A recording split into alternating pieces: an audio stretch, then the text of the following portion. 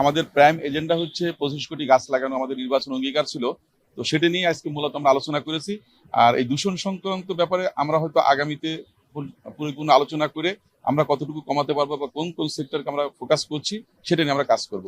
R on time single যে use যে polythene যেটা আছে সেটা নিয়ে আমাদের অবস্থানও আগে যে সরকার ছিল বা যারা ইন্টারিম গভর্নমেন্ট যে রেগুলেশনগুলো দিয়েছে সেটাকে আমরা ইমপ্লিমেন্ট করবো। কারণ এই যে প্লাস্টিকগুলো আমাদের দূষণ হচ্ছে, পাশাপাশি আমাদের এই যে ড্রেনগুলো ব্লক করতেছে, আমাদের জলবদ্ধতা তৈরি হচ্ছে। তো সুতরাং এইগুলো নিয়ে আমরা মন্ত্রণালয়ে আলোচনা করছি। সুতরাং দূষণ এবং জলবদ্ধতা সহ অন্যান্য যে ব্যাপারগুলো আছে এগুলো নিয়ে আমাদের ইন্টারনালি ডিসকাশন চলছে।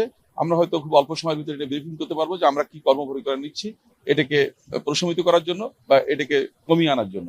কারণ পুরোপুরি তো নির্মূল করা সম্ভব না এই মুহূর্তে, আমাদের কমিয়ে আনার জন্য কিছু পদক্ষেপ আমরা নিচ্ছি এবং আশা করি যে খুব দ্রুতই আমরা এটা নিয়ে কাজ করতে পারবো। কারণ বিগত ইন্টারিম গভর্নমেন্ট আমাদের কিছু সুপারিশ করে গেছেন এবং মন্ত্রণালয়ের সচিব মহোদয় এ সম্পর্কে আমাদেরকে ব্রিফিং করেছেন। আশা করি আমরা খুব দ্রুত এই ব্যাপারে আপনাকে জানাতে পারবো। গতকাল সকালে মন্ত্রী মহোদয় আমাকে জানালো যে উখিয়াতে একটা বন দখল হয়েছে, ফরিদুল আলম নামে এক ভদ্রলোক সে দখল করেছে। আমরা সন্ধ্যার ভিতরে ওটাকে আমরা আবার পুনর্দখল নিয়েছি এবং তাকে ওখান থেকে উচ্ছেদ করা হয়েছে। তো আমরা মন্ত্রণালয়ের যে রিপোর্টগুলো পাচ্ছি বিভিন্ন জায়গা থেকে যত আমরা নতুন দায়িত্ব নিয়েছি আমাদের সবকিছু আমাদের কাছে ইনফরমেশন নাই।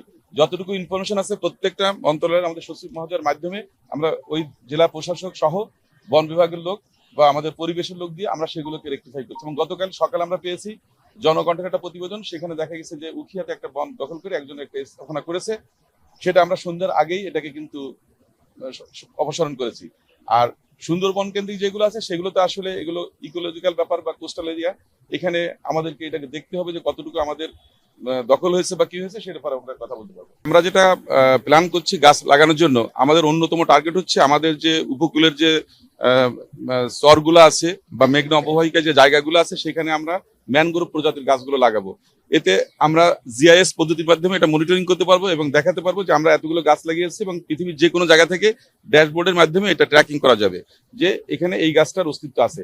তখন সেই গাছের জন্য আমরা কার্বন ক্রেডিটটা আমরা মানে ক্লেম করতে পারবো বা আমরা আদায় করতে পারবো।